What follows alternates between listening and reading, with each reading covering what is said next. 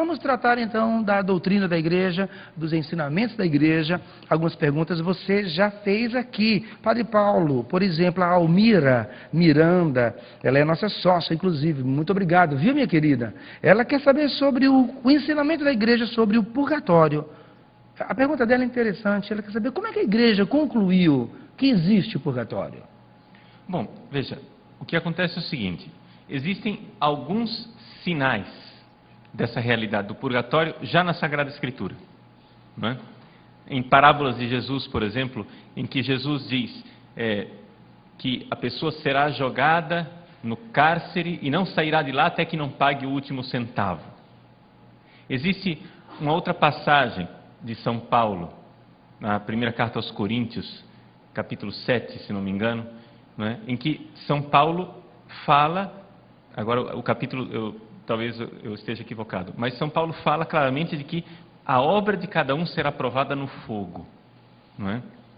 Então, são realidades que estão lá na Sagrada Escritura, em primeiro lugar.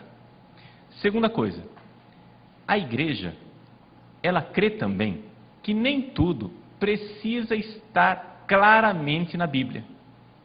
Além do mais. Porque é a igreja quem nos dá a Bíblia.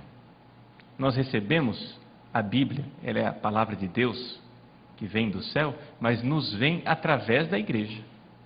Por quê? Porque foram membros da igreja que escreveram a Bíblia, inspirados por Deus, não tem dúvida, mas foram membros da igreja.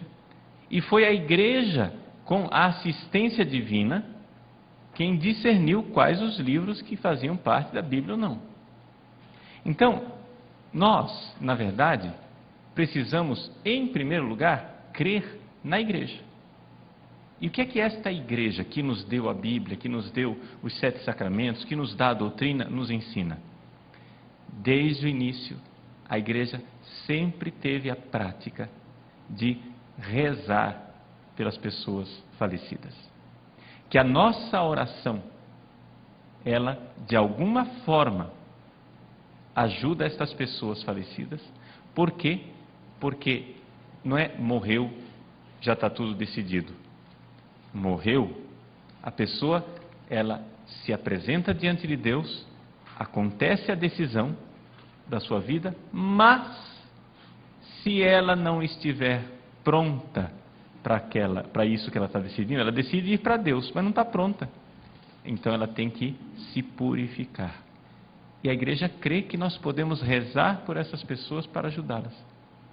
Então, vejam, nós temos o fundamento da Escritura, mas o fundamento maior é a fé da igreja. A igreja desde sempre teve esta prática de rezar pelas pessoas falecidas, e isso a gente tem documentação farta, não é? Você pode ir lá nas catacumbas cristãs, não é? Onde estavam os primeiros cristãos lá sepultados, e você vê pequenas orações escritas pelos defuntos, lá no túmulo dos cristãos. Quer dizer, antes de nós termos Bíblia clara, né? Quais são os livros da Bíblia? Não sei, mas a gente sepultava ali, e os cristãos faziam isso, rezavam, né?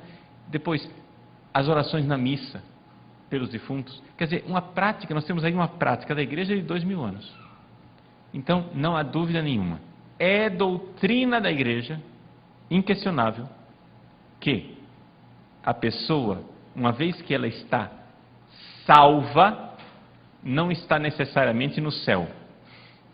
Não sei se dá para entender isso. Às vezes as pessoas acham que purgatório é um lugar intermediário entre o céu e o inferno. Não é verdade.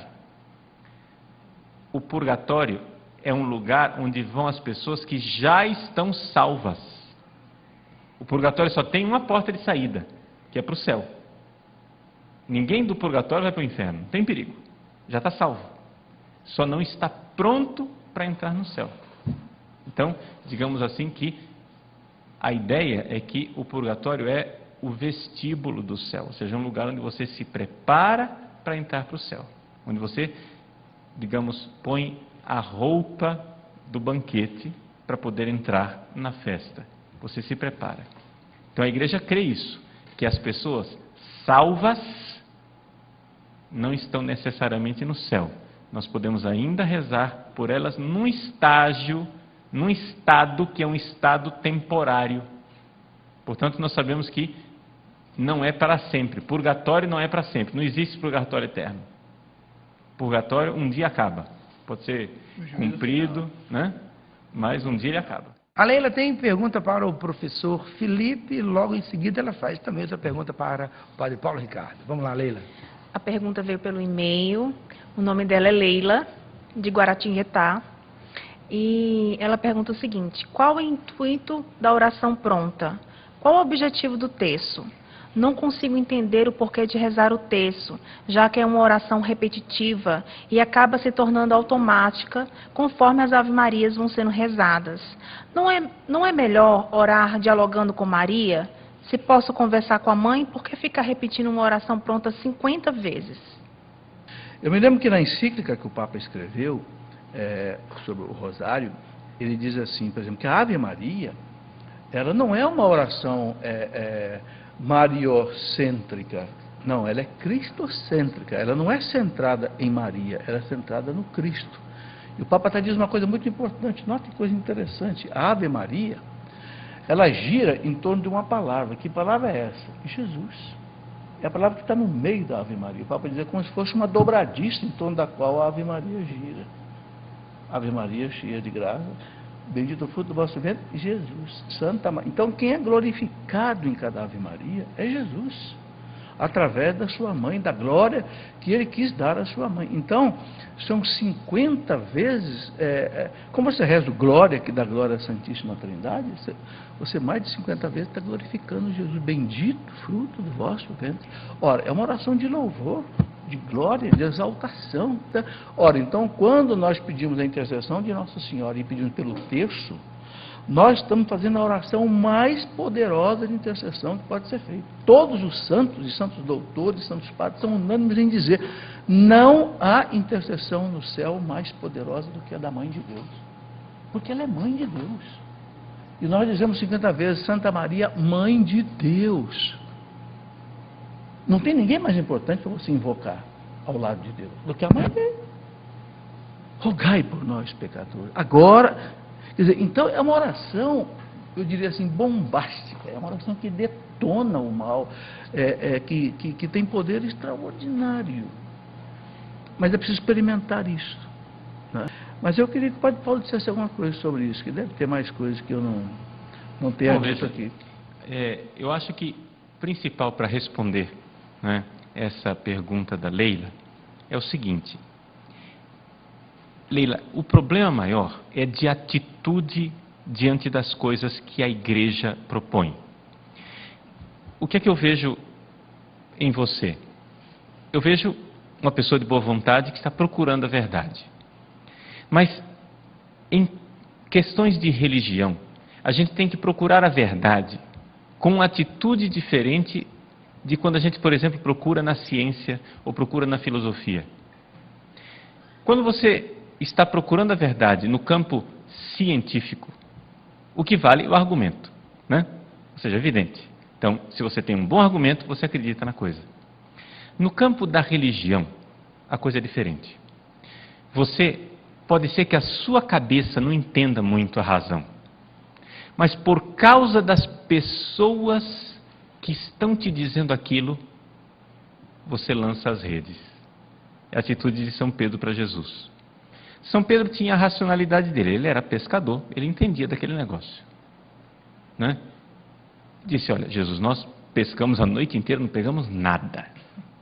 Agora, por causa da tua palavra, eu vou jogar as redes. Por respeito a quem está falando. Não vai dar certo, mas eu vou jogar a rede.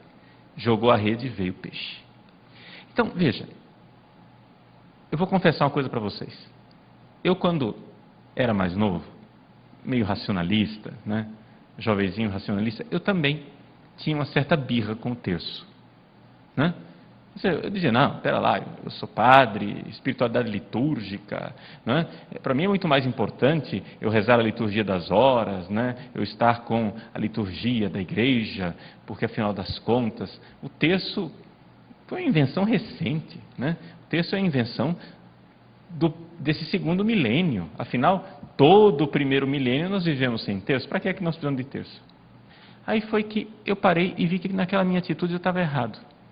Porque, veja por exemplo, em todas as aparições marianas, todas as aparições marianas mais recentes. Se tem uma tecla que Nossa Senhora insiste, como se fosse um sambinha de uma nota só, a tecla que Nossa Senhora insiste é a récita do Santo Rosário. Ora, Nossa Senhora falou, homens e mulheres muito mais santos e sábios do que eu obedeceram, deve ter alguma verdade aí que eu não estou enxergando. E foi isso que me dobrou. Foi isso que me dobrou ao terço. Não foi nenhum raciocínio, não foi nenhuma argumentação de chegar a dizer, o terço é importante porque... Não. O terço é importante porque estão me dizendo que é importante. Gente mais santo, mais sábio, mais inteligente do que eu, que está no céu, Nossa Senhora veio aqui dizer que isso agrada ao coração dela. Homens e mulheres santas se santificaram na escola do terço, então aí deve ter alguma coisa que eu, na minha limitação juvenil, não estou entendendo. Me dobrei. E uma vez que a gente começa a praticar, uma vez que a gente começa a recitar o texto, a gente descobre as razões que são razões do coração. Entende? Porque o terço, ele é também uma grande meditação dos mistérios de Cristo e da Virgem Maria. A Ave Maria, ela é uma música de fundo. Não é? Então, quando você recita, por exemplo, hoje, os mistérios dolorosos, não é? Você está lá e você faz uma meditação. Durante o espaço de 10 Ave Marias, Jesus que agoniza no Horto das Oliveiras, primeiro mistério. Então aquela Ave Maria, ela é como uma música de fundo, em que você tem diante dos seus olhos aquela realidade de Jesus que agoniza. A Virgem Maria ali com você, contemplando o mistério da salvação. O que é que está acontecendo ali? Eu não sei, nem eu entendo. Mas pela récita do Santo Terço, os céus e a terra estão se unindo. Nossa Senhora insistiu tanto, então isso é muito importante. E a gente obedece.